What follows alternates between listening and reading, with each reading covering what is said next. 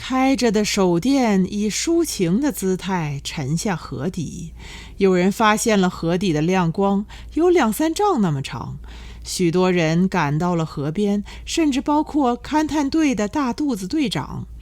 河底的光呈墨绿色，麦芒一样四处开张，人们站在岸边手拉手，肩贴肩。人们以恐怖和绝望的心情看着河里的墨绿光慢慢地变暗，最后消亡。山羊胡子老爹说：“动了地气了，动了地气了。”1个晚上，他把这句话重复了1000遍。第2天，大家闭口不提夜里的事。快进晌午，北京从河底浮上来了。在发光的那条河的下游，北京的整个身体彼此失去了联系，一个劲儿地往下挂。北京的死亡局面栩栩如生，在晌午的阳光下反射出一种清光。人们把目光从北京的尸体上转移开之后，枸杞子被一种错觉渲染的血光如注，展示出一种静态喷涌。父亲没有把手电失踪的事张扬出去，手电的事肯定就此了结了。但那把水下的手电从此成了神话，甚至就在上个月的29号，还有人提起过那事。他说他亲眼看见河里头亮起来了，第2天北京就死在那儿。许多人说他吹牛，河水怎么能在夜里发光呢？叙述者又委屈又激动，说北京要活着就好了，他一定知道那一切全是真的。叙述者补充说，当年还有一支勘探队，他们四处找石油。勘探队在短暂的沉默之后又开始了爆炸。河里没有再死鱼，因为河里已经没有鱼可以死了。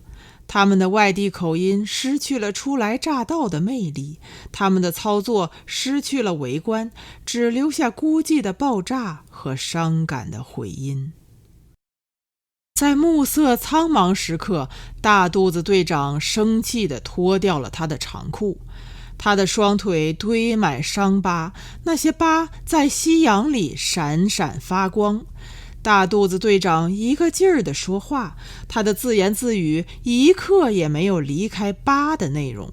他说，这个世上到处是疤，星星是夜空的疤，枯叶是风的疤，水泥路是地的疤，冰是水的疤，井是土的疤。大肚子队长说着这些疯话，悄然走上船去。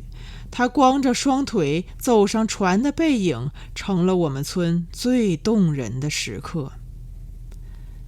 浓雾使大早充满瞌睡相，鸡的打鸣都是象征性的，撂了2嗓子就睡回头觉了。浓雾里头，父亲做着梦，他梦见了石油光滑油亮的背脊在地底下蠕动的模样。石油被他的梦弄得无限华丽，与黄鳝的游动有某种相似。大雾退尽后，太阳很快出现了。太阳的复出使我们的村庄愈加鲜嫩可爱。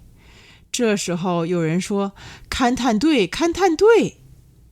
人们东走西窜，没有发现勘探队的人影，只有无尽的枸杞子被浓雾濡得干干净净，水灵活现。大伙儿跟在父亲的身后来到河边，河边空着，满眼是细浪和飞鸟。浓雾退尽后的河面有一片之字形水迹，如一只大疤拉到河面的拐角。这个疤一直烙在父亲的伤心处，父亲的眼里起了大雾，很苍老的感觉在内中滋生，弥漫了父亲的那个夏季。